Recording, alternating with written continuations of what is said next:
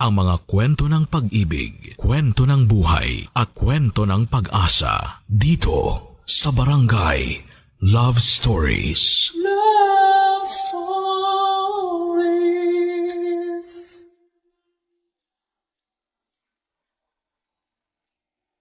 Maraming pagsubok sa buhay ng tao. Madalas ay mahirap kayanin ng mag-isa. Kaya kailangan ng tulong at suporta ng mga malalapit sa atin. May mga pagkakataon naman na mas natutulungan tayo ng mga taong hindi natin kilala kesa sa mga matatagal na. Ang kwento ngayong araw ay mula kay Angel. Matagal na walang karelasyon dahil sa hindi magandang paghiwalay sa huli niyang naging girlfriend. Dahil sa isang blind date ay makakatagpo ang babaeng gigising sa natutulog niyang puso. Isang babaeng sa una ay kinaibigan dahil sa awa. Hanggang sa hindi niya namamalayan, ang awa pala ay isa ng pag-ibig. Ito ay kwentong magsisimula sa pagbabalad kayo hanggang sa magkatotoo. Pakinggan ang isang kwento ng awa, pagtatagpo at pagmamahal. Ang istorya ng tao na matatawag nating anghel sa lupa. Sa mga kwento ng pag-ibig, buhay at pag-asa, dito lamang sa nangungunang Barangay Love Stories. Dear Papa Dudut, ako po si Angelito, 24 na taong gulang. Mas kilala po ako sa tawag na Angel. Alam ko po na parang mas pambabae ang pangalang Angel, pero nakasanayan ko na rin po kasi. Bukod sa pangalan ko, kaya po ko tinawag na Angel dahil din po sa itsura ko. Mula daw po kasi ng bata ko ay napakaamo na ng mukha ko. Mukha daw akong anghel. Kaya sakto nga daw sa akin ang pangalan ko at mabuti na nga lang po.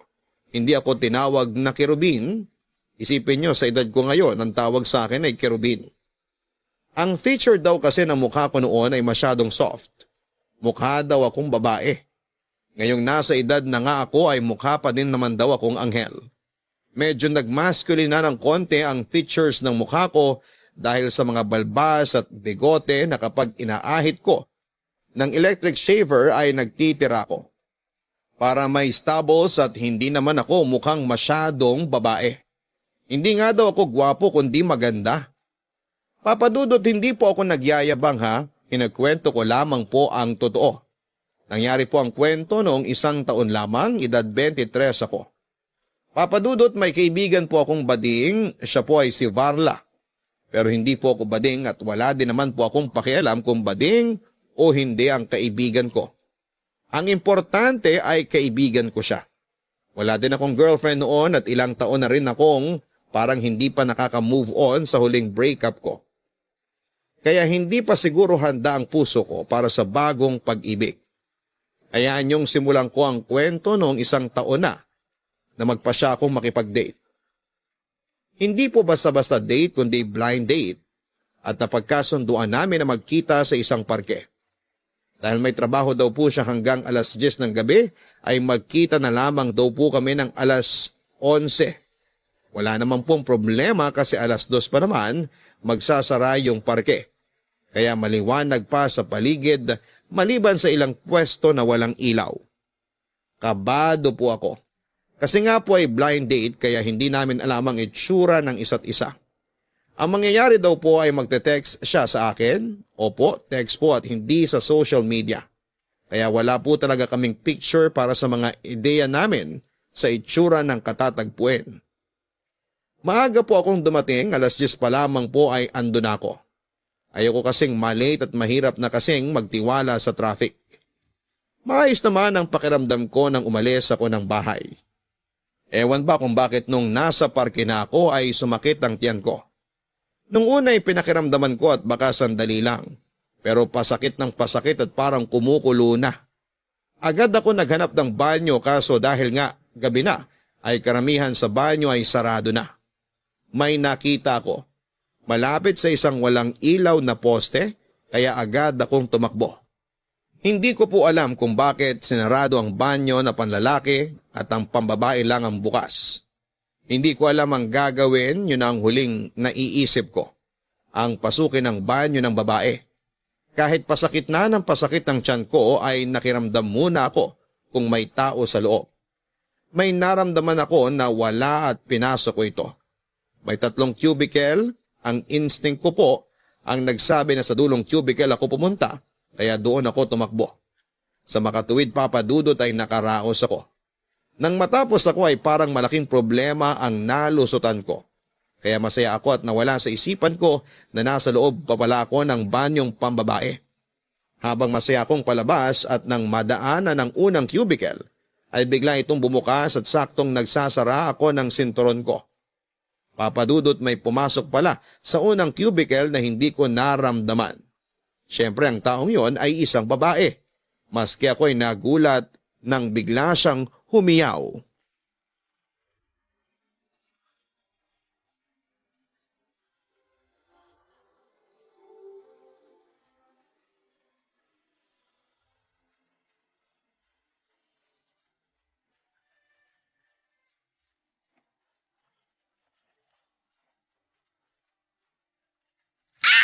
Hoy, kaloka ka, te! Natutulog na yung mga pusa! Bakit ka nandito? Ha? Eh, magtatanim ako ng gulay. Kaloka ka. Eh di nag-CR. Banyo ng babae to! Mismo. Anong mismo? Lalaki ka! Excuse me, babae ako. Anong ibig mong sabihin? Pareho lang tayo. Ay naku, te ha, mali ang ginagawa mo. Dinidiscriminate mo ako. Bading ka? Ay, bakit? Ikaw din? Bruha ka? Talbog sa'yo. Apir! What? Ang luma ah. Apir talaga naisip mo, te? O ano bang tama? Akis dapat. Che, hindi pa nga kita kilala eh. My name is Angel, pero wala akong pakpak. Ang meron ako ay intelligence. Kaloka ka, anong ginawa mo dyan sa loob? Ay, wapakels, te. Ikaw nga, di ko tinanong eh. Umihi ako, ikaw. Naloka ako sa tanong mo, di umihi rin. Nakaupo? Hindi, nakahiga. Nakakatawa ka. Alam mo, gusto kita. Ay, gusto agad? Bruha, ibig kong sabihin maging friend. Bakit? Wala kang friend? Lo? Uy, sorry. May nasabi ba ako masama? Ha? Okay ka lang? Ha? Oo. Di nga, may nasabi ba ako masama? Wala naman. Chusera ka, te. Kitang nagbago yung itsura mo eh. Nagbago? Paanong nagbago? Ayan oh. Tinubuan ka ng pangil at parang maghihiwalay ang katawan mo. Ano? Funny ka pala. Faniwalain. Alam mo, nakakainis ka pala. Eto naman, of course, biro lang yun. Ano ba kasi nangyari sa'yo? Eh kasi medyo tama ang sinabi mo. Iilan o halos wala na akong kaibigan. Naku, teka, sandali, pag-usapan natin yan. Pero bago yon, ano muna name song mo? Name song? Name! Pangalan ko. Okay. Ako si Bituin, pero star ang tawag sa akin. Taray ng star, ha? O siya, edi star ka. Ayan, magkakilala na tayo ng formal, kaya close na tayo. O, may friend ka na, ha? Salamat. Uy, sandali, ano to? Naiiyak ka ba? Hindi ah. We, iiyak ka na eh. Alam mo, ilabas mo yan. Ako nga, nilabas ko na eh. Ha? Ang galin. Wala. Ang gusto ko lang sabihin, inilabas ko na, kaya ilabas mo na rin yan. Saka na. Saka na. Hello? Baka hindi na tayo uli magkita. Bakit naman? Multo ka ba? Eh, paano ko? Hoy, wag mo nga akong tinatakot ha. Jumping to conclusions ka, te. Asumera ka ba? Ang sasabihin ko, paano kung hindi ako multo, matatakot ka rin ba? Yon. Mukha ka namang mabait. Talaga? Paano mo na-say? Sa itsura mo. Parang ang bait-bait ng itsura mo. Looks can be deceiving, te. May iba dyan maganda ang mukis, pero pagkapangit-pangit ng ugali. Alam mo, may punto ka. Ay, naku, sandali. Baka hinahanap na ako ng boyfriend ko. Sige ha, bye. Mwah! Ay, ano yun? Ninakawan mo ako ng halik? Nakaw agad? Hindi ba pwedeng hiniram lang? Naku, diyan ka na nga. Kailangan ko na umalis. Bye ulit! Papa Dudut, nakalusot ang palusot ko na bading ako. Yun na kasi ang pinakamabilis na naisip ko para huwag lamang akong maiskandalo. Kung sasabihin ko na emergency kaya ako napasok sa CR na yon, ay mahaba pang usapan. Pero kabang-kaba po ako dahil malaking iskandalo kung sakaling nagsisigawang babaeng yon. Kasi pwedeng isipin na may balak talaga akong masama sa kung sino mang babaeng papasok doon. Mabuti na lamang at best friend ko ay bading. Kaya siyang naging batayan ko sa pag-arte kong bading. Ang babae nga po pala ay si Star, 21 years old lang po siya. Maganda siya kaso'y may kabaduyang magdamit. Hindi ko naman sa pinipintasan siya pero baduy po talaga siya. Anyway, umalis po si Star na parang wala lang. Sa totoo lang ay parang masaya pa nga siya sa pag-alis niya. Ako naman si kabado at biglang natakot nang maalalang nasa loob pa din pala ako ng banyo ng babae. Napatakbo ako palabas at sa labas na ako humingal na parang 5 metro ang tinakbo ko. Papadudot natatakot ako na baka makita uli ako ni Star.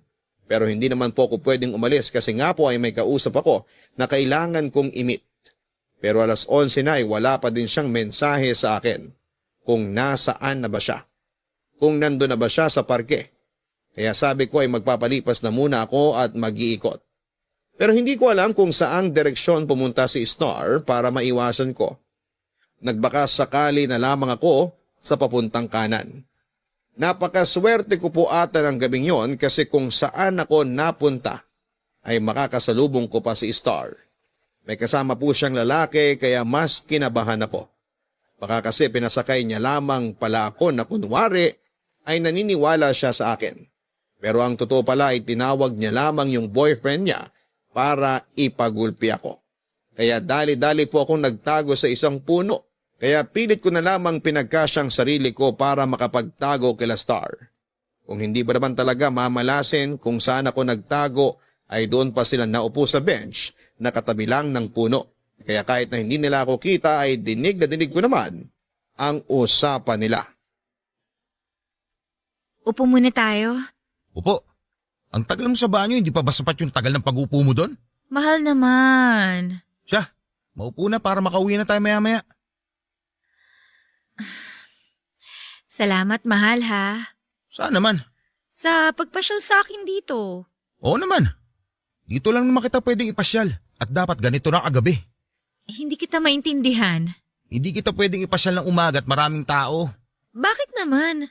Tignan mo nga yung itsura mo. Ha? Bakit? Anong bakit? Hindi mo ba nakikita sa salamin ng sarili mo? O wala kayong salamin? Mahal naman. Seryoso ako. Ano bang mali? Lahat. Ha? Takang-taka ka? Kasi hindi kita maintindihan eh. Ewan ko sa'yo. Kaya hindi mo maayos ang sarili mo kasi hindi mo naiintindihan. Alam mo, naguguluhan ako. Naku, sinabi ko na sa'yo yan nung namasyal tayo dito nung 1 buwan. Uulitin ko na naman. Nag-ayos naman ako ah. Nag-ayos? Nag-ayos ka na yan? Walang pinagkaiba sa itsura mo sa bahay nyo. Ano bang sinasabi mo? Para ako nakapambahay? Try mo sagutin yung tanong mo. Mahal naman. Anong mahal naman? Medyo masakit na yung biro mo eh. Una, hindi biro yon. Pangalawa, masakit talaga pag totoo. Mahal, nagpipilit naman ako na mag-ayos. Sabihin na natin nag-ayos ka. Pero Star naman, anong dekada ba yung forma mo? Maayos naman ah. Ano yung nasa ulo mo? Headband. Malaking headband na may malaking bulaklak at may mga paru-paro pa. Ano ka, flower base? Mahal naman eh. Yan damit mo. O bakit? Ano ba yan? Blusa o duster? Hindi naman ganito ang tela ng duster. Oo, pero ganyan ang print. Sobra ka naman. Yang palda mo, saan ukay-ukay mo ba nabili? Parang lumang uniforme ng mga sales lady ng isang mall. Pinatahi ko kaya to. Ilong-ilong siguro ang nagtahi niyan. Tapos yung sapatos mo. Ano ba yan? Kung fu shoes na may takong? Tapos kulay mustard? Wala man lang binagayang kulay sa suot mo. Mas komportable kasi ako dito pag naglalakad. Pero hindi nakakakomportable sa kasama mo. Ikaw naman ang kasama ko eh. Yun na nga. Ayaw mo ba ng suot ko? Ha? Sa dami ng sinabi ko. Teka, i-edit ko ha. Sa dami ng pangit na sinabi ko, itatanong mo sa akin kung ayaw ko ba ang suot mo? Ang importante naman magkasama tayo, di ba? Mas importante sa akin ang kahihiyan ko. Ano naman ang nakakahiya? Sadista ka ba? Parang gustong-gusto mo yung nasasaktan ka eh. Salita lang naman yun. Aabot pa ba tayo sa pisikal? O bakit mo naman gagawin yun? Dahil sa inis. Kasi ang hirap mong umintindi. Ang hirap mong kausap. Mahal, baka naman pwedeng i-enjoy na lang natin ng gabi. Paano? Ay, sa susunod pag hindi pa din maayos ang suot mo kahit gabi pa, huwag na tayong lumabas. Pasensya ka na, mahal, ha? Sandali nga. Nauhaw ako sa kakadaldal. Bibili lang ako ng maiinom.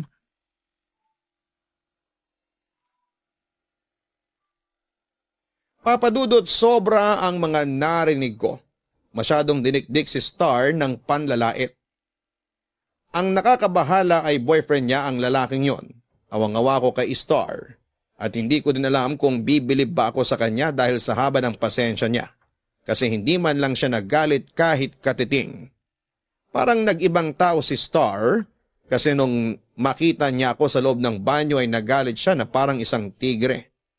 Pero sa nakikita ko sa kanya habang nag-uusap sila, ng lalaking yon ay para siyang isang walang laban na kuting. Isang kuting na takot na nakayuko na lamang sa isang gilid. Omel pala ang pangalan ng hambog na lalaking yon. Base sa itsura niya ay mukhang mas matanda siya kay Star ng ilang taon. Sa edad niyang yon ay mas dapat na naiintindihan niya si Star. Unang-una ay bakit hindi niya tinutulungan kung ayaw niyang manamit si Star. Ang dali lang namang magtawag ng kakilala na makakatulong na magturo kay Star para matutong manamit. Pero hinahayaan niya na gano'n ang itsura ni Star. Iniisip ko na kaya siguro niya hinahayaang gano'n ay para malait niya si Star. Kasi parang nag-i-enjoy siyang pahiyain si Star sa sarili niya. Hindi naman alam ni Star na nandun ako. Hindi niya alam na nakikita at naririnig ko sila. Kapag nilalait siya nung Omel na yon ay napapatingin sa paligid si Star. Hindi ko alam kung naghahanap ba siya ng sasagip sa kanya o dahil baka nga naman may nakakarinig sa sinasabi sa kanya at nakakahiya. Pero sigurado naman na kung sinong matino ang makakadinig sa panlalait kay Star ay pareho ko ang mararamdaman. Ang maawa kay Star at ang magalit doon sa Omel na yon. Papadudot kahit naaawa ko kay Star ay ayoko madamay sa nangyayari sa kanila. Isa pa po ay may takot pa din ako na malaman ni Star na hindi talaga ako bading, kawawa naman siya. May problema na bibigyan ko pa ng bago. Pero nung palis na ako ay nakita kong tahimik pero lumuluha si Star, Papadudot. Parang dinukot yung puso ko at dinurog dahil sa awa ko nang makita ko ang itsura ni Star. Habang naaawa ako kay Star ay lalo namang tumaas ang gigil ko sa lalaking yon. Ang tagal kong nanigas sa kinakatayuan ko dahil sa magkahalong awa at galit. Hanggang sa mahimasmasan ako at dinesisyon lapitan na si Star para kausapin kahit sandali. Makatulong man lang sana ako na mabawasan yung nararamdaman niyang sakit. Pero bago ko siya nilapitan ay inisip ko kung lalapit ba ako sa kanya bilang ako o ang alter ego ko. Ayokong madagdagan ng sama ng loob ni Star kaya minabuti kong magbading-badingan muli, Papadudot. Star! Uy, Angel! Eto Oh, ano to? panyo. Ibig kong sabihin bakit mo inabot sa akin? Huwag ka na magmaang-maangan. Ano bang sinasabi mo? Star naman, sige na. Punasan mo na yung luha mo. Ah, ito ba? Pasensya na, napuwing lang. Sakit nga na mata ko eh. Napuwing ka? Oo. Gano'ng kalaki yung puwing? Malay ko. Kasing laki ba ng tao? Sira ka talaga. Ang luma kasi ng palusot mo eh. Huwag ka na magmaang-maangan. Ano bang sinasabi mo dyan? Nakita at nadinig ko lahat. Lahat? Oo, yung panlalait sa'yo ng hunghang na yun. Huy, wag kang ganyan. Boyfriend ko yun. Kita mo na? E di umamin ka rin. Wala naman ako sinasabi kung sino yung tinutukoy ko eh. Uy, nasaktan ka ba sa sinabi ko? Sorry, huwag ka na magalit. Bakit ka ganyan? Sorry, hindi ko sinasadya yung mga nasabi ko. Hindi. Hindi yung mga sinabi mo. Eh, anong tinutukoy mo? Yung pananalita mo, parang iba. Ha? Nakakaloka ka, te! Ayan kasi, pinipigilan mo yung pag-iyak mo. Nabingi ka tuloy. Hindi iba talaga yung pagsasalita mo kanina. Parang lalaki. Te, focus ha, focus. Alam mo, ikaw ang topic dito. Friend mo ako, di ba? Kaya huwag ka na magmaang-maangan sa akin. Isplok mo na yan. Teka nga, paano mo ba nakita yung nangyari kanina? Sinusundan mo ba ako? Te, kayo nga ang sumunod sa akin eh. Nauna ako dyan sa likod ng puno, bigla kayong umupo dito. Bakit ka nasa likod ng puno? Ha? Jumingil kasi ako. Di ba kagagaling mo lang sa CR kanina? May balisaw-saw kasi ako eh. Nakakaya ka naman dyan sa likod ng puno umiihi. Pwede ka naman bumalik dun sa CR. Ay, alam mo, wag mo nang problemahin yung pag-jingle ko. Hindi naman ikaw ang naihiang ko eh. O dali na, kwento na. Ay, wag na. Ano bang wag na? Sasabihin mo ba sa akin o susugurin ko yung bastos na jowa mo? Naku, wag. Wag mong gagawin yun. O di kwento na, dali. Ano ba kasing gusto mong malaman? Gusto kong malaman kung bakit pumapayag ka na bastos-bastusin ka ng bastos na yon. Uy, bibig mo naman. Baka parating na yun madinig ka. Kiber, di marinig niya. Bakit? Totoo naman ah. Pero ka nang maingay. O siya. O ayan, hininaan ko na ang volume ko. Kanina nasa 10, ngayon 2 na lang to. Ang lakas pa din Natural kasi ang projection ng boses ko. Teka nga, inuuto mo pa ako eh. Sagutin mo na yung tanong ko. Hindi ko alam kung paano ko sasagutin ng tanong mo. Paano hindi mo alam? Math equation ba yung tanong ko? Kaloka ka ha? Ganito na lang. Mahal ko si Omel. Mahal mo. Kaya ahayaan mong bastusin ka niya. Ikaw naman parang hindi ka pa nai-in love. Ganun naman talaga yun, di ba? Ay, may point ka ron. Kaya nga kalimutan na lang natin ang topic. Ay wait, hindi pwedeng ganun lang. Dapat turuan ng leksyon yung bastos na yon. Angel naman hayaan mo na, please. Friend, please. Ay, oo na. Sige, ganito na lang. May salon ako tsaka dress shop. Gusto ko na magpunta ka ron at hayaan mo ako na i-makeover ka. Makeover? Huwag mo sabihin hindi mo alam kung ano yung makeover. Alam ko naman pero... Wala nang pero. Basta pumunta ka at akong bahala sa'yo. Libre lahat ng aayusin natin. Tapos ang usapan. Ay, eto na siya. Boylet? Huwag mo na itanong kung sino to. Basta ha, pumunta ka sa salon. Okay? Sige na nga. Anong address mo? Ha? Address? Nakalimutan ko. Nakalimutan? Sa'yo ba talaga yung salon o pinapasakay mo lang ako? Oo naman, akin yung salon. At hindi kita pinasasakay. Pinapupunta kita. Marami lang ako iniisip ngayon. O, ito ang sipi ko, oh. Oh, bakit binibigay mong sipi mo? Bruha ka? Hindi ko binibigay yan. Ilagay mo number mo. Ah, okay.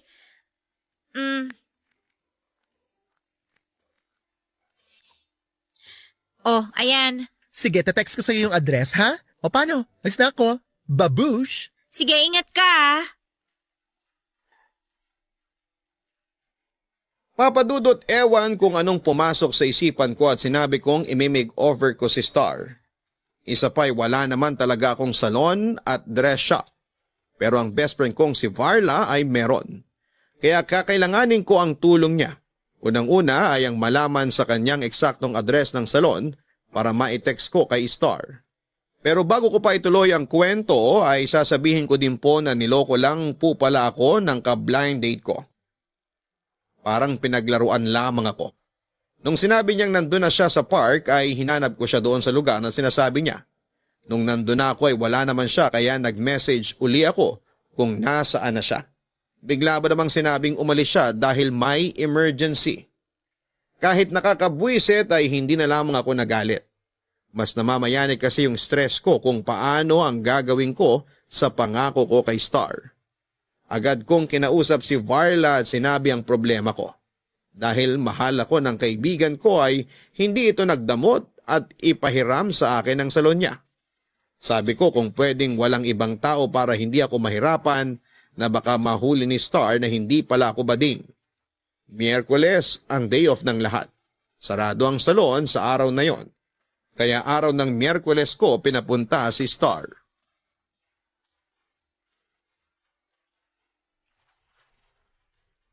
Hey, tuloy ka, te.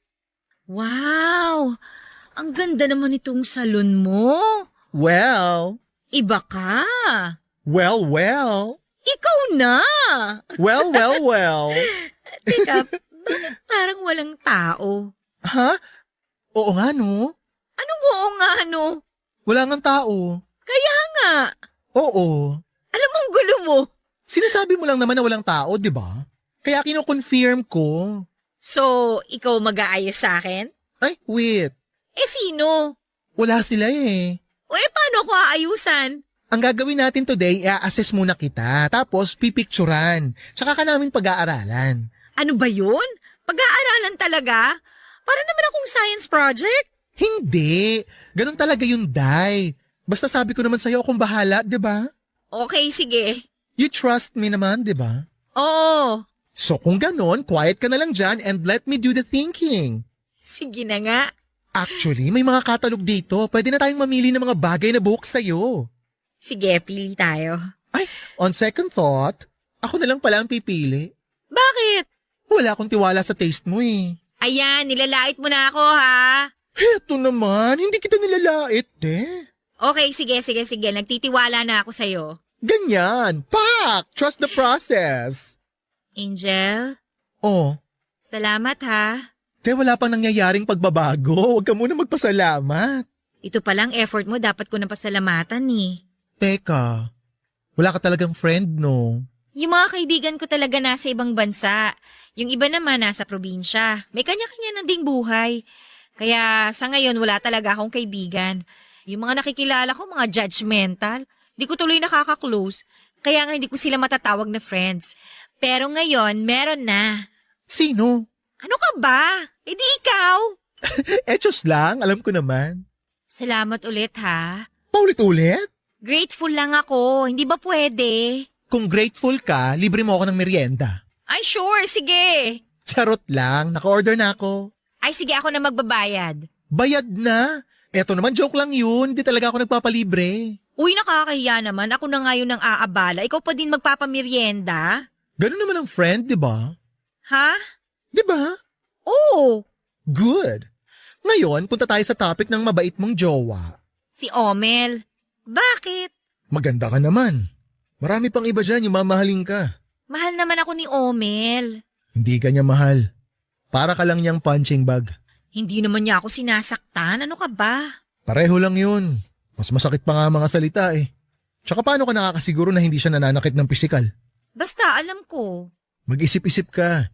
Tandaan mo, maganda ka. Sandali.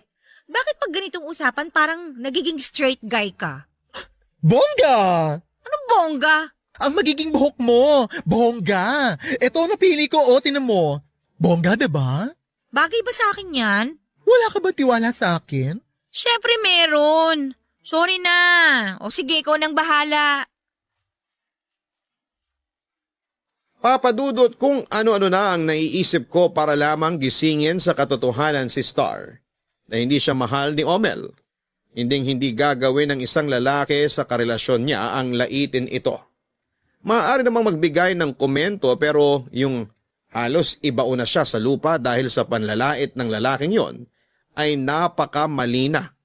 Wala siyang respeto kay Star. Ewan ko ba kung bakit masyado na ata akong na-attach sa problema ni Star. Kasi kung nandun lang talaga kayo ay maaawa kayo kay Star. Kaya ewan kung bakit naging mission ko ang gawin ng lahat para mapahiya ang lalaking yon. Ang tanging naisip ko ay kapag nakita niyang iba na si Star. Gagawin ko talaga ang lahat na pwede kong gawin para matulungan si Star. Siyempre sa tulong ng kaibigan kong si Varla dahil wala naman din akong alam sa pag-aayos. Hindi ko man mapabago ang isipan niya. Nahiwalayan na si Omel ay magising ko man lang siya na hindi siya ang babaeng minamaliit ni Omel.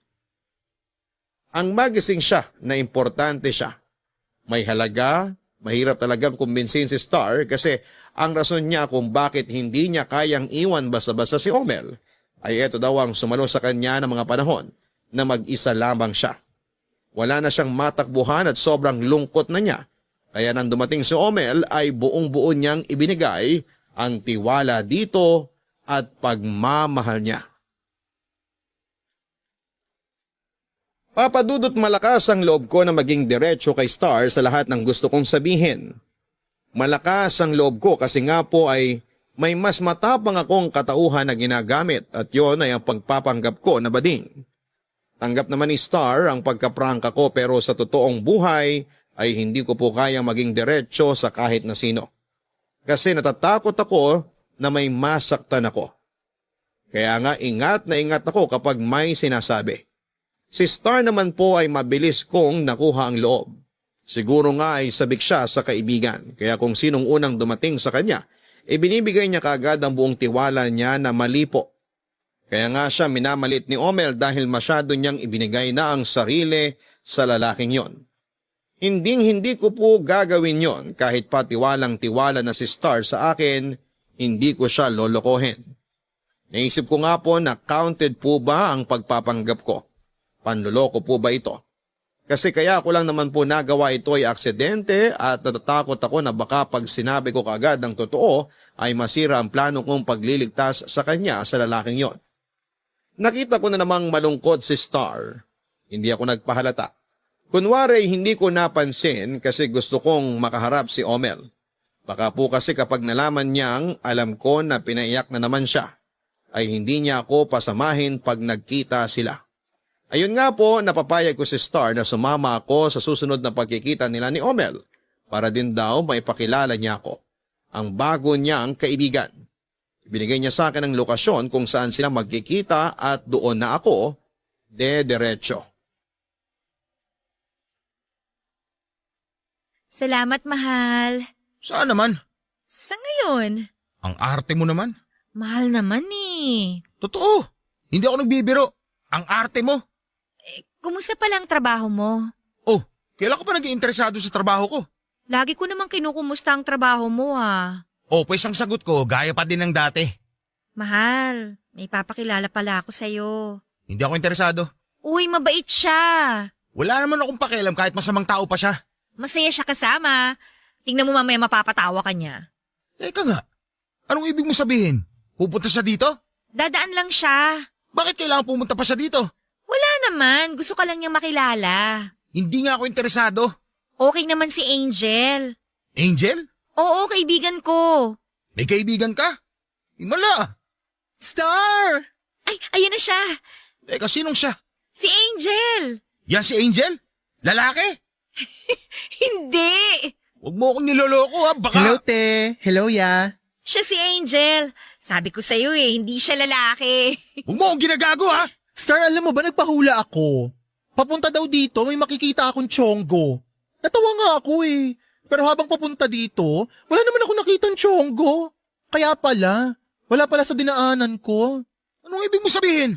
Baka mamaya ako pa makita. Saan ka ba galing? Sa liwanag, habang papunta dito dumidilim. Hoy, ano ba gusto mo sabihin? Maliwanag pa kasi kanina, ginabi na ako papunta rito. Kaya dumilim na nang hindi ko namamalayan. Chusera ka.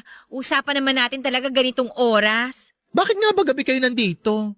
Akala ko ba may ka-date ka? Meron nga, si Omel. Nagde-date kayo?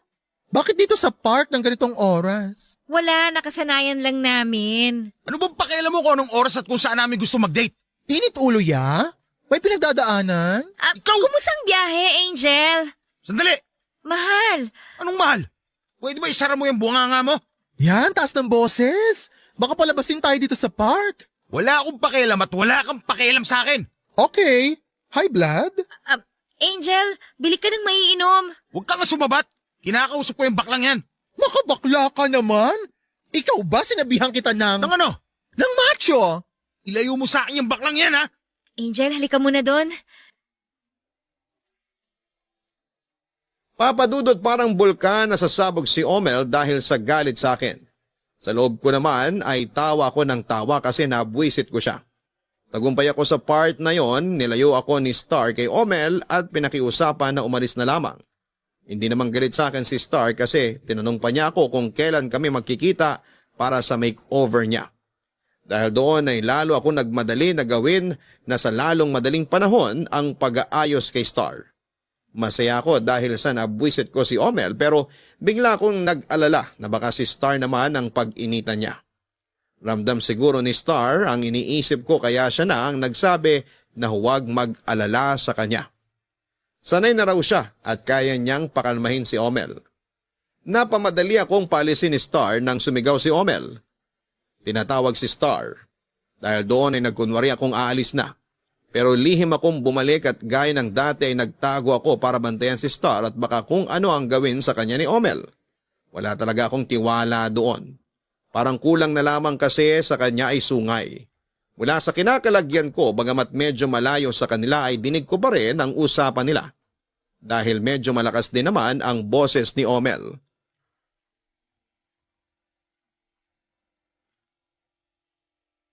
Bakit ang tagal mo? Shh! Ano ka ba? Huwag kang maingay. Ano? Anong shh? Nuutusan mo ako? Hindi naman. May ibang tao pa sa paligid na nakakahiya. Nahihiya ka sa kanila? Pero sa akin hindi ka nahihiya. Bakit? Anong bakit? Binubuisit mo talaga ako, no? Alam mo hindi kita maintindihan. Tanga ka ba talaga o walang utak? Sobra ka naman. Anong sobra? Tama lang sa'yo yan. Bakit mo ba ako ginaganyan? Ay, sumasagot ka na. Nagtatanong lang ako. Marunong ka na mamiloso po, ha? Sagot ang gusto ko at hindi isa na namang tanong. Ah, mayabang ka na talaga, ha? Sino ba nagturo sa'yo ng mga sagot mo na yan? Yung baklang yon? Sabi ko na walang magandang matuturo ang mga bakla, eh.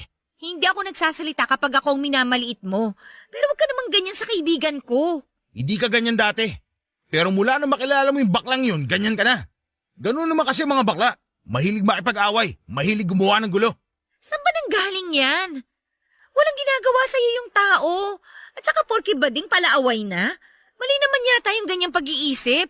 Magaling ka na magdahilan, ha? Kahit mali, lalaban mo talaga, ha? Sinasabi ko lang naman ang totoo. Pwede ba wag na nating pag-usapan to? Wag na nating sirain tong gabi na to. Anong huwag sirain? Nung dumating yung baklang yun, wasak na ang gabing ito. Tama na. Wag na nating pag-usapan yan. Ngayon, dinidiktahan mo na ako anong dapat at hindi dapat pag-usapan? Omel naman. Uminahon ka nga. Umalis na si Angel, oh. Angel, demonyo yung baklang yon. Tama na please, Omel. Eh kung ikaw patahimikin ko dyan, Omel, ayoko nang makitang kasama mo yung baklang yun, ha? kaibigan ko siya. Naniniwala ka talaga na kaibigan mo siya? Kailan ka pa ba nagkaroon ng kaibigan? Hindi ba ako pwede magkaroon ng kaibigan? Hindi. Kung magkakaroon ka man ng kaibigan, ako ang pipili. Ano ba naman yan? Sige na. Ano? Oo. Ano nga? Kung anong gusto mo, sige na. Mabuting alam mo ang tama. Natapon? Uy, ano ba? Natapunan mo ako ng tubig. Tanga-tanga ka. Sorry. Angel! Hayop ka talagang bakla ka. Bakit nandito ka pa? Ay bakit? Pag-aari ang park? Akala ko umalis ka na. May binili ako at dyan ako lalabas sa kabila. Sige na, umalis ka na. Sira ang ulo ka talagang bakla ka, no? Oo, I guess sira nga ang ulo ko. Mind you, hindi ako nag-iisa sa lugar na ito. Angel, sige na, umalis ka na. Okay. O bakit hindi ka pa umaalis? Nambubuisit ka talaga eh. Excuse me, hindi ako ang buwisit dito. Ano sabi mo? Buwisit din yung pinagbilahan ko ng tubig. Ang mahal eh. Oh, akala mo ikaw yung sinasabi kong buwisit, no? Normal ka talagang bakla ka. Wag! Ay, subukan mo lang idikit kahit daliri mo sa makinis kong kutis. Nakita mo na, Star? Yung mga baklang yan, palagawa ng gulo. Talaga ba? Kung palagawa ng gulo ang mga bakla, eh di bakla ka. Hayop ka talaga. Omel! Tama na! Angel, umalis ka na! Sige na! Mabuti pa nga. Ang pangit na nakikita ko rito eh. Babu!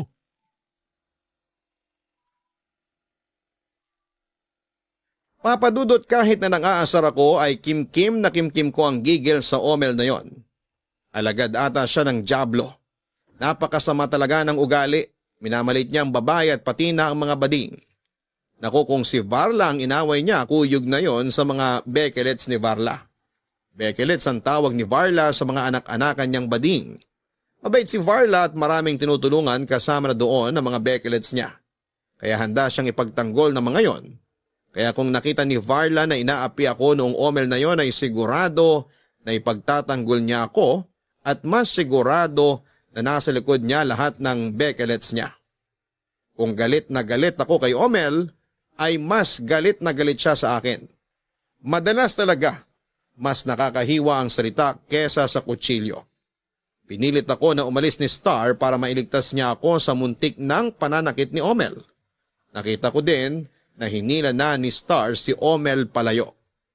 Nailigtas man niya ako pero ganun pa din ang pakiramdam ko. Sobrang nag-alala ako para kay Star. Kasi baka kung hindi ako nasaktan ni Omel, ay baka kay Star niya ibaling ang pananakit. Ilang sandali pa ay nagmensahe ako kay Star. Nasa taxi na raw siya. Umalis na daw si Omel sakay ng kotse niya at iniwan siya. Kaya agad akong tumawag. Sa awa ng Diyos, bukod sa iniwan lang siya ay wala namang nangyari kay Star.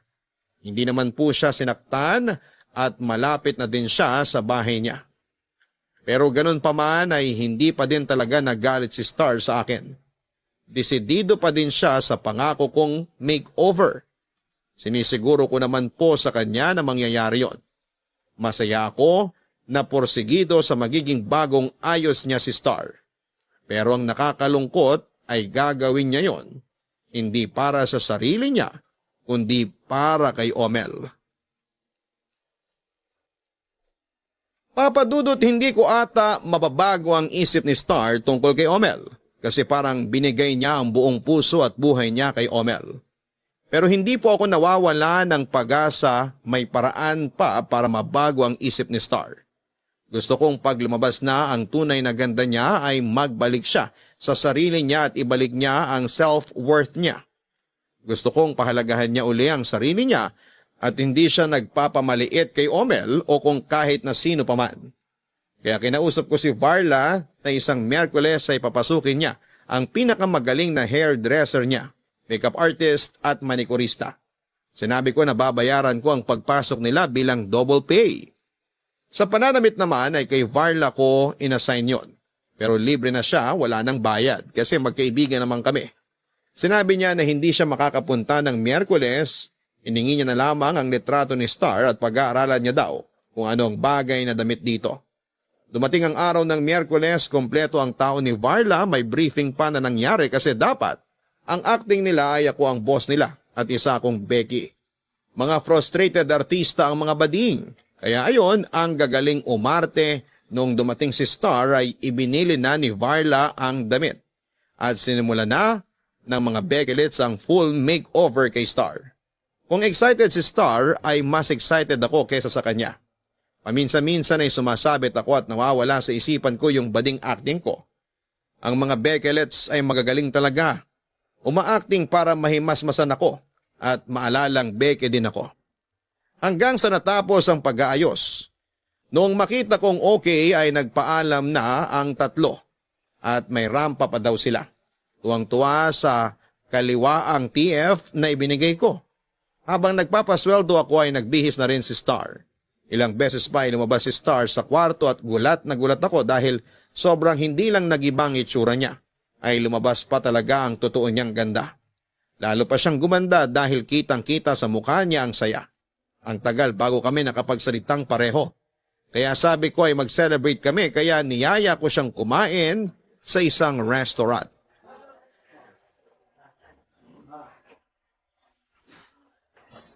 Masarap ang food ang nila dito. Lagi ako dito eh. Uy, salamat ha. Ano ba? Hindi pa nga tayo kumakain, nagpapasalamat ka na.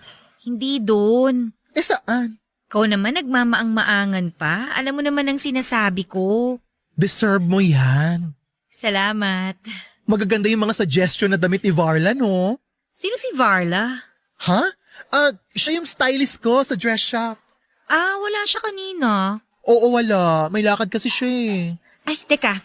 Kanina pa ako nagtatanong kung magkano yung service at saka yung 5 pares ng damit. Sabi ko nga hindi ako maniningil, diba? Pero parang nagbayad ka na. Kasi yung ngiti mo pa lang, sobra pa sa bayad yan. Wow, ang sweet naman. Parang boyfriend ang atake mo ah. Ha? Deserve mo naman kasi talaga, Day. Kung hindi ka lang bading, ang daming magkakakasyayo na babae. Well, pwede naman sila magkakasyayo kahit na bading ka. Ang ibig kong sabihin, kung hindi ka bading, baka ang dami mong girlfriend. Hoy, stick to one ako. Ha? Boyfriend. Stick to one boyfriend. Sana all. Ay bakit? May iba din si Omel? Naku, wala. Para sa iba yung sinasabi kong sana all. Stick to one din si Omel, no? Ikaw kasi. Maganda ka naman. Bakit siya pa? Tapos hinahayaan mo po siyang maliiting ka. O bakit napunta na naman sa akin? Seryoso. Star, gumising ka na. Hindi ka niya mahal. Kung mahal ka niya, hindi niya gagawin yung mga ginagawa niya sa'yo. Ganun lang talaga si Omel. Bakit ba ayaw mong magising sa katotohanan? Mahal ko si Omel. Sana lang mutual talaga. Kung makikita ko lang na mahal ka niya, tatahimik ako. Mahal ako nun. Iba yun pag kaming dalawa lang. Naku Day, hindi ganun ang nakita at narinig ko nung magkasama kayo nun sa park. Eh kasi galit siya nun, no? Kahit galit pa siya, hindi ka dapat niya binabastos. Hayaan mo na. Ay, sige na hayaan ko na. Pero ikaw, huwag mo naman hayaan na ganun. Bigyan lang natin siya ng konti pang oras. Ay, salamat pala sa pagyaya mo sa akin dito, ha? Iniiba mo ang usapan. Ito naman, nagpapasalamat lang naman ako. Pansinin mo kasing maigi. Hindi ka kayang dalhin ng boyfriend mo sa mataong lugar kasi nga ikinahihiya ka niya. Sorry, pero kailangan kong sabihin ng diretsyo. Uy, biglang hindi ka na naman kumibo dyan. Ganyan ka tuwing may nasasabi ako sa boyfriend mo eh. Sige na nga, kumain na lang tayo. Uy, wag mo nang sirain ang araw mo. Sorry na, ibalik mo na yung ngiti mo. Smile na. Ayaw mo ah. Kailangan ko pa ata maglabas ng camera para mapasmile kita. Okay. Heto. Smile. Ito talaga. Ayan, ganyan nga. Lagi ka dapat nakangiti. O sige na, kumain ka na.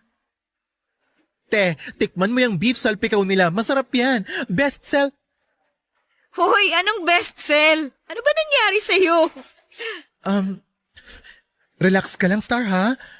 Sa likod mo may kalalabas lang dun sa VIP section ng resto na to. Ha? Sino? Huwag ka munang lumingon.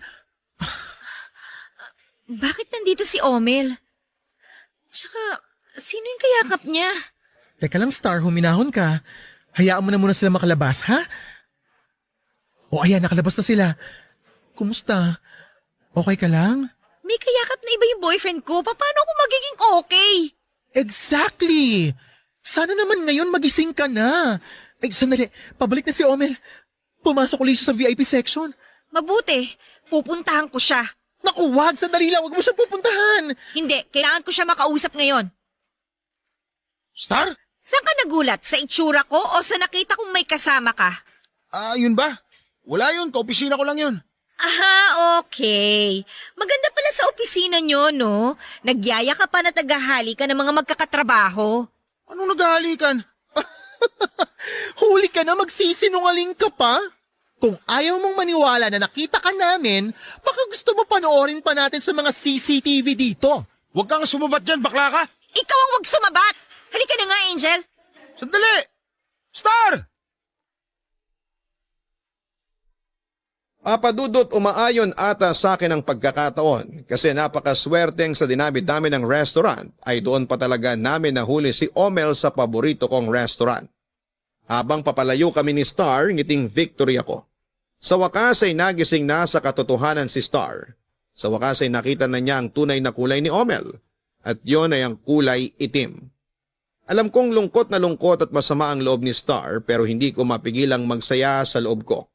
Dadamayan ko pa siya pero ninanamnam ko lang po muna ang ngiti ng tagumpay. Nang ma-enjoy ko na ang saya ay kinausap ko na si Star, Papadudot. Habang umiiyak siya na nakasandal sa balikat ko ay hindi ko alam kung bakit iba ang nararamdaman ko. Papadudot, dediretsuhin ko na kayo. Nakumpirma ko kung bakit ganon ang nararamdaman ko dati pa. Mahal ko pala si Star. Masyado lang pong maraming nangyayari kaya hindi ko kagad nalaman ang totoong nararamdaman ko. Dahil doon ay nawala ang saya ko.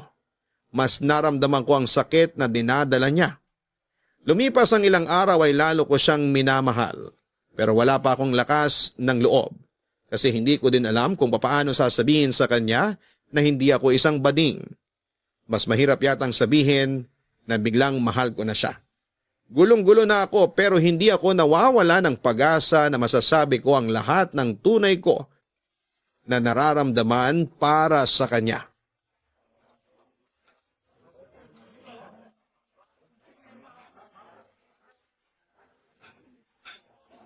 Ayan, te. Sa wakas, matitikman mo na yung beef salpikaw nila. Last time kasi hindi man lang natin nagalaw yung mga in-order natin eh. Ay, oo nga. Nabayaran ba natin yun? Oo, nabayaran yun. Nakakahiya nga kasi bigla tayong lumabas nang hindi pa nakakapagbayad. Pero tinawagan ko naman tong resto tapos idinaan ko yung bayad. Talaga ba? Oo, kasi nung pagkakasabi mo ng, halika na Angel, diretso labas ka eh. Nakakahiya, para ako nag 1, 2, 3. Kilala naman ako dito kaya naiintindihan nila. Alam mo, ang babait nila kasi yung mga naiwan nating pagkain, binalot nila. Tapos binigay nila sa akin pagkatapos ko magbayad. Ang dami nun ah. Kaya nga, ang ginawa ko na lang bilang paghingi ng dispensa sa hindi natin pagbabayad agad, ang sabi ko, paghati-hatian na lang nila. Wow, ang bait naman. Mababait kasi sila kaya deserve nila yon. Pero maiba ako. May sasabihin ako pero bago yon, may gusto muna akong tanungin. Okay, ano yung tatanong mo? Yung totoo, bading ka ba? Ha? Oh, gulat na gulat ka na naman sa tanong. Mahirap bang sagutin yon? Yung totoo lang naman ang isasagot mo eh. Pasensya ka na. Kasi nung una natin pagkikita sa loob ng banyo ng babae kaya natakot ako na ipahuli mo ako sa pulis. Nagpanggap na lang ako para makalusot. Tapos nung makita ko nga yung ginagawa sa'yo ni Omel, pinangatawanan ko na yung pagpapanggap para tulungan kita. Sorry ah. Nung una iniisip ko, niloko mo din ako. Parang inuto. Yung mga sinasabi mo na disrespect na ginagawa sa akin ni Omel, parang naramdaman ko din na ginawa mo sa akin. Hindi Star, hindi ganun yun. Huwag kang mag-alala, hindi na ako galit. Inaamin ko, nung nagdududa na ako sa pagkatao mo, nasasabi ko sa sarili ko na kapag tama ang hinala ko, magagalit talaga ako sa'yo. Pero hindi eh. Hindi ko yata kayang magalit sa'yo. Salamat. Kumain na nga lang tayo. Okay, sige. Pero pwede ba na ako naman na magtanong? Sige lang. Tutal, nalaman mo na rin na hindi ako bakla. Bago kita tanungin, gusto ko munang sabihin sa'yo na totoo ang sasabihin kong to. Nung una, gusto lang talaga kitang tulungan pero nag-iba yung pakiramdam ko, Star. Sa maikling panahon na pagsasama natin, lumalim yung nararamdaman ko para sa'yo. Kaya, eto ang itatanong ko sana.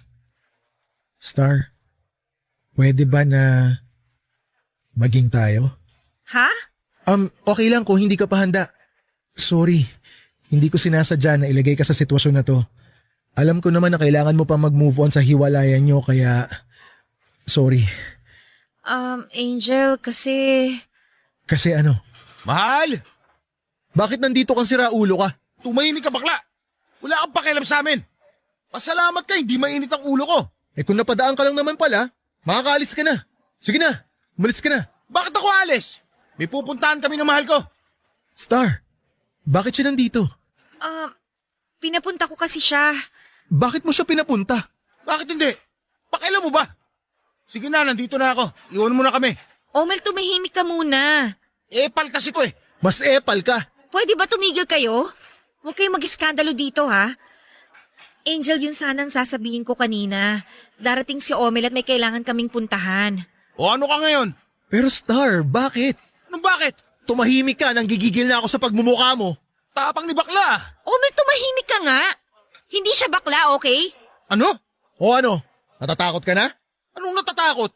Gusto mo dito mismo, pabagsakin na kita eh. Omel, ano ba? Respetuhin mo naman ako. Tumpekin baklang to sisihin mo. Pakailamero eh. Star, isipin mo muna yung desisyon mo. Sorry, Angel, pero kagabi ko pa inisip tong gagawin ko. Tara na nga. Lipat na tayo, nasisira araw ko dito. Star, sandali, taga lang naman. Tsaka na tayo mag-usap, Angel, ha? Alis na kami. Tara na.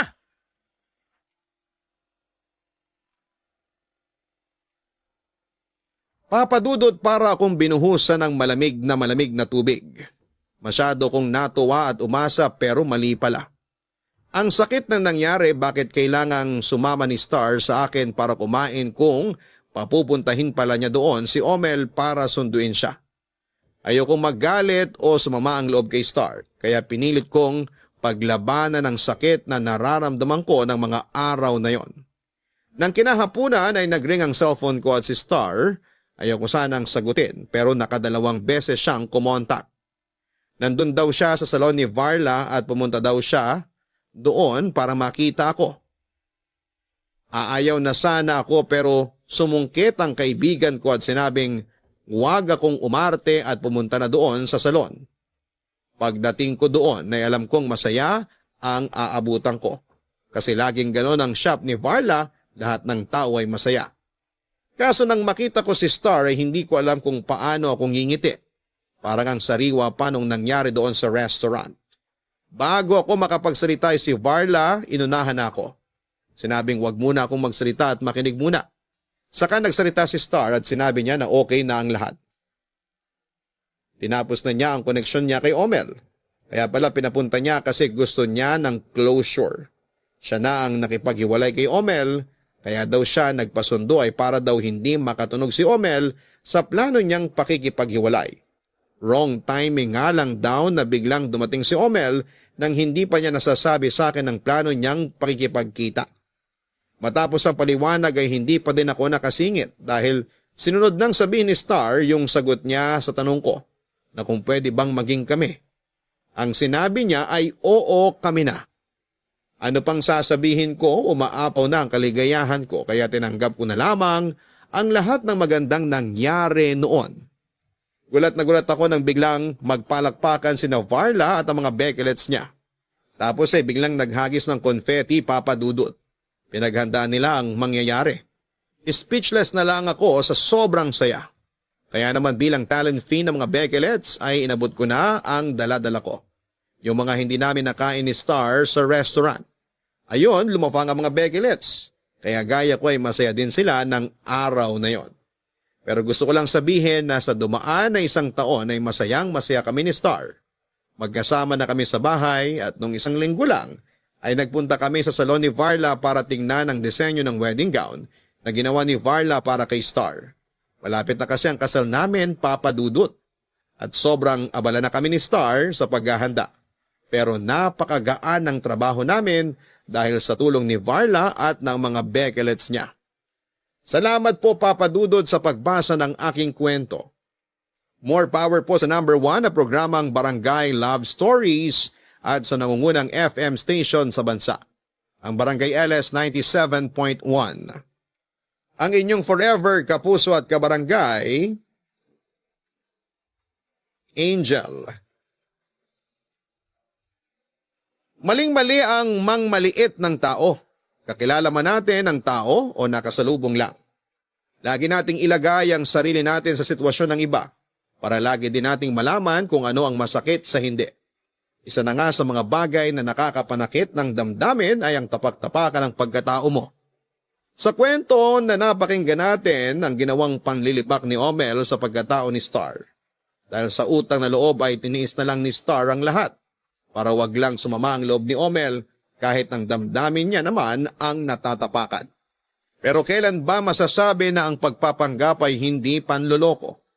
Nagpapanggap si Angel una ay para iligtas ang sarili na mapahamak at ang sumunod ay pagpapanggap dahil sa nais niyang makatulong kay Star. Masasabi nating pareho namang tama ang dahilan ni Angel. Pero sa katotohanan ay mali pa rin po ang magpanggap ng mahabang panahon para lamang sa sariling kapakanan. Dahil ang nangyaring pagtanggap ni Star sa dahilan ni Angel ay hindi madalas na nangyayari. Ang pinakatama sa mga nangyari ang pagtulong na ginawa ni Angel kay Star. Bonus na ang pagkakaibigan nila. Nung una ay wala naman siyang ibang iniisip kundi ang makatulong lang. Kaya sa ating lahat, maliit o malaki man ang tulong ay tulong pa din po ito. At huwag nating ipagdamot ang pagtulong. Wala man tayong pakpak ay pwede pa rin tayong maging anghel sa lupa. Hanggang sa muli mga kapuso, ako po si Papa Dudut sa mga kwento ng pag-ibig, buhay at pag-asa sa Barangay Love Stories number 1. Sabay-sabay nating pakinggan ang iyong kwento ng pag-ibig, buhay at pag-asa. Ipadala lang sa barangaylovestories@yahoo.com.